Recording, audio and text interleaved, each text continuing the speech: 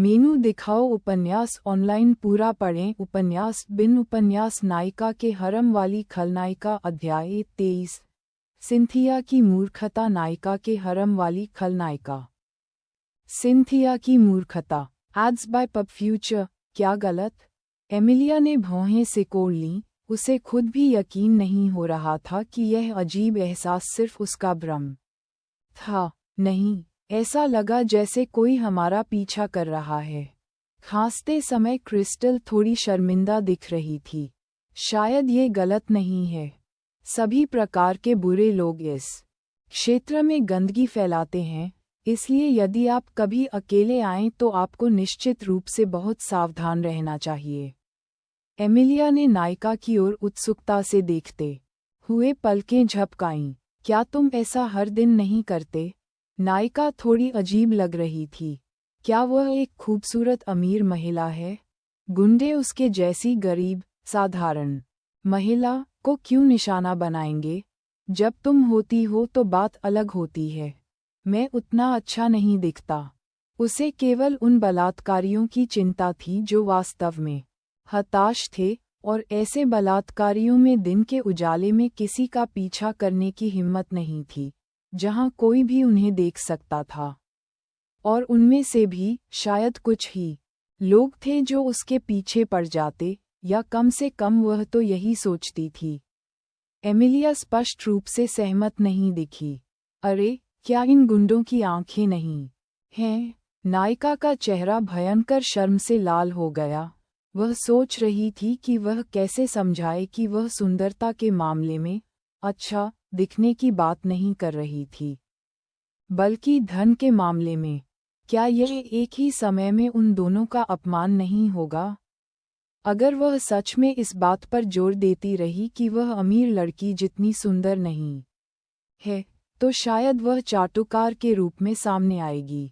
इससे भी बदतर, एमिलिया सोच सकती है कि वह फ्लर्ट करने की कोशिश कर रही है, जो शायद उसे दूर भगा देगी। एट नॉवल बन एट ये सोचना बेतुका था कि कुछ समय पहले तक उसे दूर रखने के विचार से क्रिस्टल के मन में राहत की भावना कैसे भर गई होगी, लेकिन कुछ ही दिनों बाद वह इससे इतनी भयभीत हो गई।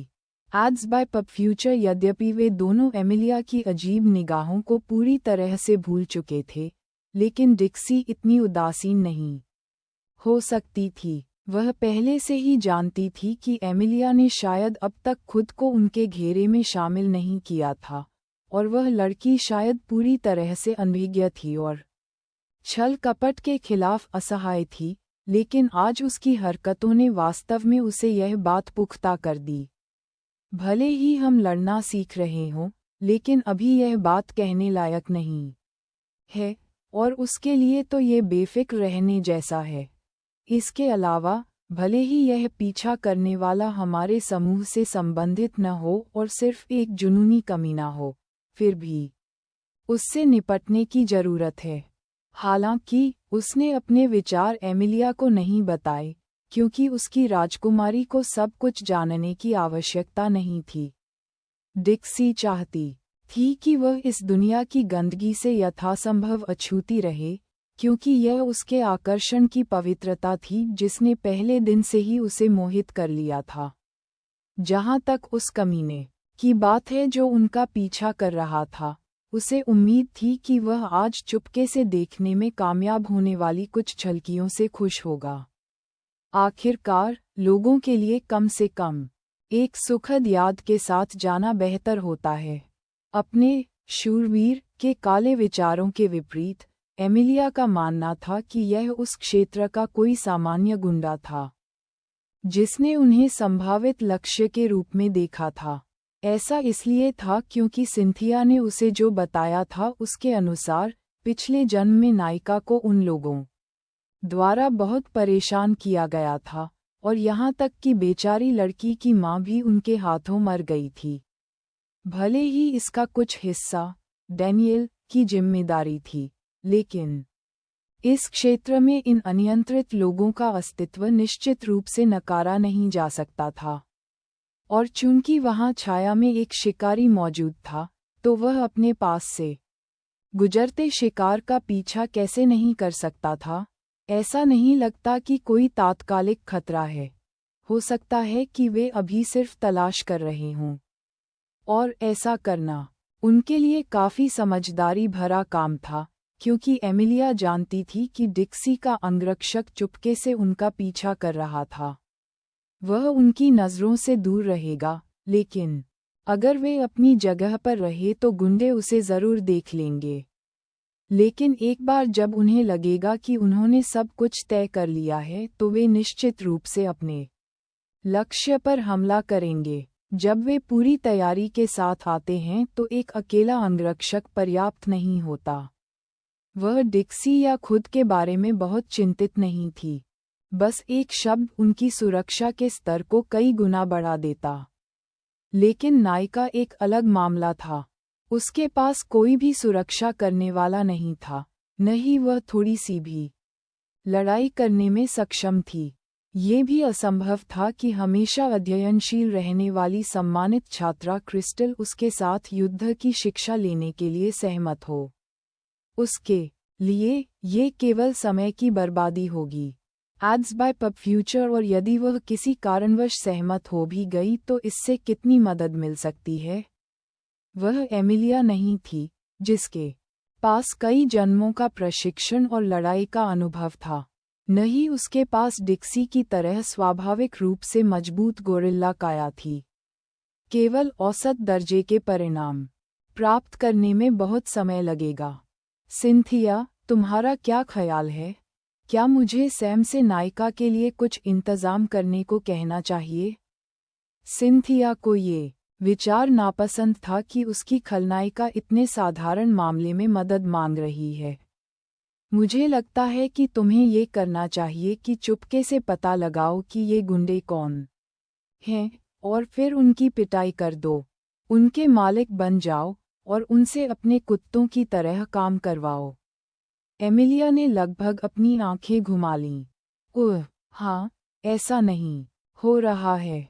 मुझे कभी कभी आश्चर्य होता है कि किस गधे ने आपके सिर पर लात मारी है कि आपको लगा कि यह वास्तव में काम करेगा। और जैसा कि अपेक्षित था, उसका सिस्टम तुरंत फट गया। क्यों? मेरी योजना में क्या गड़बड़ है? क्या यह उचित नहीं है कि मेरी खलनायिका के पास कुछ गुंडे हों जो उसकी सनक का अनुसरण करें, ये सुनिश्चित करते हुए कि उसकी शूरवीर डिक्सी और नायिका क्रिस्टल दोनों चलते समय अभी भी अपने विचारों में खोई हुई प्रतीत हो रही थीं। एमिलिया को लगा कि बिना किसी समस्या के एक लंबा व्याख्यान शुरू करना सुरक्षित था। सबसे पहले, ये बहुत संभव है कि मैं उनकी जांच करने की कोशिश करते समय पकड़ा जाऊं। मैं सांप को डराकर उसके बिल में छिपने के लिए मजबूर कर दूंगा, जिससे सब कुछ कई गुना बदतर हो जाएगा। दूसरी बात, अगर मैं बिना किसी की नज़र में आए भी ऐसा करने में कामयाब हो जाऊं, तो क्या आपको लगता है कि इस शरीर से अकेले ही कई लोगों को हराना इतना आसान है? अगर मैं शेप शिफ्ट का इस्तेमाल भी करूं और कुछ हथियार भी हासिल कर लूं, तो भी इतना बड़ा जोखिम क्यों उठाना? और अंत में, अगर मैं उन्हें पीटने में कामयाब भी हो जाऊं, तो भी वे अचानक मेरे प्रति वफादार नहीं हो जाएंगे। ये बहुत ज़्यादा संभावना है कि वे आज्ञाकारी होने का दिखावा करेंगे, लेकिन पहला मौका मिलते ही मेरी पीठ में छुरा घोंपने की कोशिश करेंगे। सिंथिया का विचार सभी विचारों के इतिहास में सबसे खराब विचार क्यों था, इस पर अपना विस्तृत विश्लेषण समाप्त करने के बाद, एमिलिया ने अपने दांत पीस लिए और प्रभाव के लिए तैयार हो गई। तुम बदमाश हो, तुम मुझे बेवकूफ़ समझते हो, मेरे सारे विचार बेवकूफ़ी भरे हैं, मैं अब से तुम्हें कोई भी विचार नहीं दूंगा। योजक चिन्ह, योजक चिन्ह, योजक चिन्ह, योजक चिन्ह, योजक चिन्ह, योजक चिन्ह, योजक चिन्ह, योजक चिन्ह, योजक चिन्ह, योजक चिन्ह। Ads by PubFuture. क्या तुम ठीक हो, एमिलिया? हम लगभग वहां पहुंच चुके हैं। बेशक, केवल क्रिस्टल ही चिंतित नहीं थी। नायिका और डिक्सी दोनों ने देखा कि एमिलिया पिछले कुछ मिनटों से काफी विचलित लग रही थी। उसने उन पर कोई प्रतिक्रिया नहीं दी और बस ऑटोपायलट की तरह सीधी चलती रही। वह इतने समय तक बिल्कुल ठीक लग रही थी कि उन्हें नहीं लगा कि उसे कोई समस्या होगी, लेकिन ऐसा लगता है कि लाड़ प्यार में पली बड़ी वह लड़की अंततः अपनी सीमा तक पहुंच गई थी। जैसे ही डिक्सी सोच रही थी कि क्या उसे बाकी रास्ता भी उसे अपने साथ लेकर चलना चाहिए, क्रिस्टल ने पास ही स्थित एक अच्छे दिखने वाले रेस्तरां की ओर इशारा किया। उसके चेहरे पर राहत साफ झलक रही थी। वह मेरा घर है। जब से वे कैफेटेरिया से बाहर निकले थे, नायिका इस बात को लेकर चिंतित थी कि क्या उसे उन दोनों को उसके घर पहुंचने पर अंदर बुला लेना चाहिए या फिर गेट से ही उन्हें विदा कर देना बेहतर होगा। ऐसा नहीं है कि वह कंजूस थी, लेकिन उसे आश्चर्य हुआ कि क्या दो अमीर लड़कियां उनके साधारण रेस्तरां में कुछ भी पसंद करेंगी। लेकिन इतने लंबे समय तक उसके साथ चलने के बाद उन्हें एक गिलास पानी दिए बिना वापस कर देना भी उतना ही असभ्य था। लेकिन एमिलिया की हालत देखकर उसकी दुविधा दूर हो गई और वे दोनों उसे जल्दी से अंदर ले गए ताकि वह बैठ सके। जब एमिलिया ने कप से पानी का घूंट लिया तो दोनों ने राहत की सांस ली। उसकी आंखें अब पहले जैसी खोई हुई नहीं थीं। उसके जैसे किसी व्यक्ति के लिए इतनी दूर तक चलना वाकई बहुत मुश्किल था। वे ये कैसे जान सकते थे कि एमिलिया बिल्कुल भी थकी नहीं थी, बल्कि सिंथिया के विस्फोटक गुस्से से उसका दिमाग लगभग भुन चुका था। दया, कृपया, क्या मतलब है तुम्हारा? क्या मैं तुम्हारी तारीफ नहीं कर रहा था? तुम थे। बेशक, अपमान तो खलनायकों की तारीफ है। तुम्हें खुश होना चाहिए। लेकिन एमिलिया, जिसने अपना पूरा पिछला जीवन एक बेहतरीन राजकुमारी बनने की कोशिश में बिताया था, वास्तव में ऐसा कैसे सोच सकती थी? यहाँ तक कि अपने अंतिम क्षणों में भी उसने सोचा था कि वह एक साम्राज्य की सबसे प्रिय रानी बनेगी और उसे गौरव के युग में ले जाएगी। इससे कोई फर्क नहीं पड़ता कि उसने सिंथिया के लिए खुद को खलनायिका कहा था या वह वास्तव में खुद को खलनायिका मानती थी, उससे यह अपेक्षा करना बहुत ज्यादा था कि वह सभी प्रकार से घृणित कहे जाने पर खुश हो। भले ही वह अपने दिल की गहराइयों में जानती थी कि उसका साथी सिर्फ मूर्खतापूर्ण व्यवहार कर रहा था और शायद यह एक मजाक था, फिर भी इसने उसके उस दुखते पहलू को छुआ था जिसे उसने हमेशा छुपाने की कोशिश की थी। और चाहे उसने खुद को रोकने की कितनी भी कोशिश की हो, तेजी से बहते आंसुओं ने उसकी आंखों में धुंधलेपन की जगह ले ली, जो अभी अभी साफ होना शुरू हुआ था, जिससे डिक्सी और क्रिस्टल दोनों ही तुरंत घबरा गईं। उद्धरण: मेरी जिंदगी भाड़ में जाए। Ads by PubFuture. उपन्यास बिन लाइट नॉवेल, वेब नॉवेल, कोरियाई उपन्यास और चीनी उपन्यास ऑनलाइन मुफ्त में पढ़ें। आप सैकड़ों अंग्रेजी अनुवादित लाइट नॉवेल, वेब नॉवेल, कोरियाई उपन्यास और चीनी उपन्यास पा सकते हैं जिन्हें दैनिक रूप से अपडेट किया जाता है।